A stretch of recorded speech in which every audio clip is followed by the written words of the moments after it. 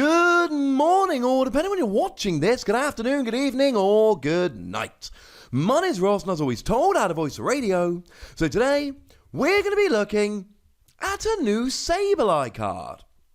Now, we get quite a few Sableye cards, and Sableye is one of those weird Pokemon that, well, it's hard to know what to do with.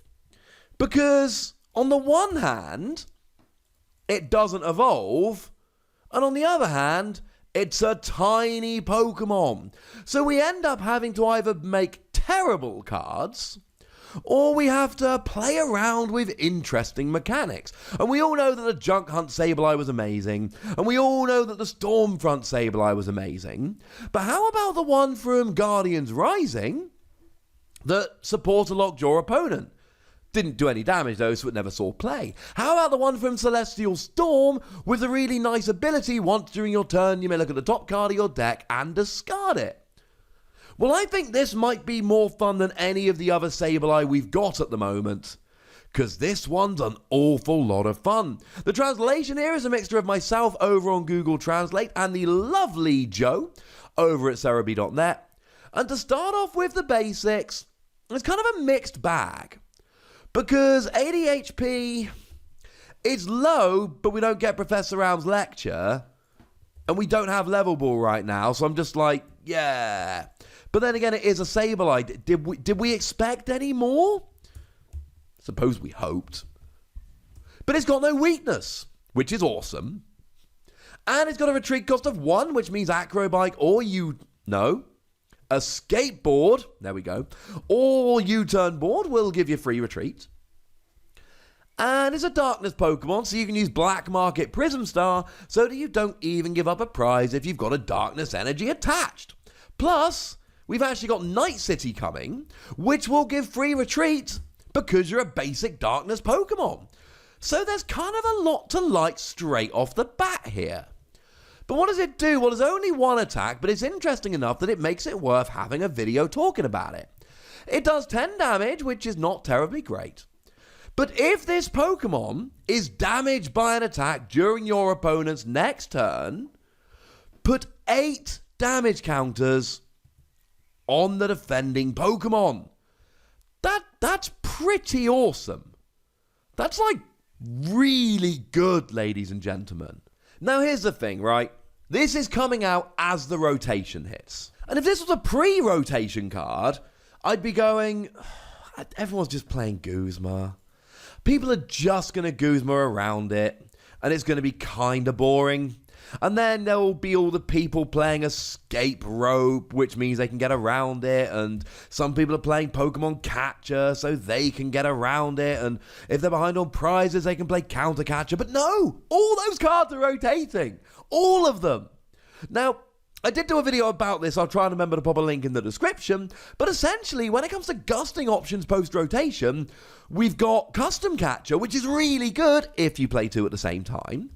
We've got Ninetales, but that's only going to work for fire decks, and it's only going to work if you've got 2 fire energy in your hand. And as much as cards like Fire Crystal will get the energy in your hand, you also kind of want to use Welder. So that's kind of cool. And then water decks will have Volcanion Prism Star. And honestly, whenever I see a water deck that doesn't play 1 copy of Volcanion Prism Star, I look at them like they've forgotten the Volcanion Prism Star is a thing. That, I think, is the big challenge here. Because I don't think you're going to get around Volcanion Prism Star. The good news is the translation seems to say that it doesn't matter what the defending Pokemon is.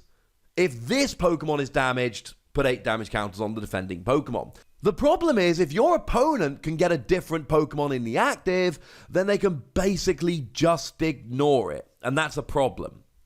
But like I've said, as it stands at the moment, I don't expect gusting to be a feature of the next format like it has been for this format.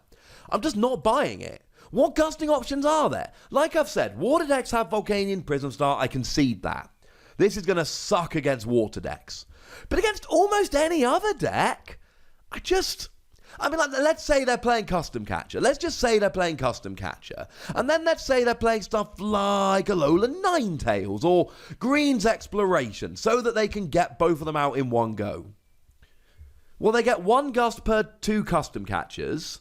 They're playing 4 custom catcher, and they're almost impossible to recover unless they're playing something like Oranguru. Cool. So what you're basically telling me here is that they're not doing anything. Cool. That sounds good for me. 2 gusts is not going to beat Sableye. And here's the thing. Sableye now is doing 90 damage per attack. Except, it's probably not doing 90 damage per attack. Because you see, ladies and gentlemen, we need to remind ourselves about Giant Bomb. Giant Bomb is wonderful. Giant Bomb says that if it's attached to a Pokemon, and that Pokemon would take 180 damage from attacks, put 10 damage counters on the attacking Pokemon. 10!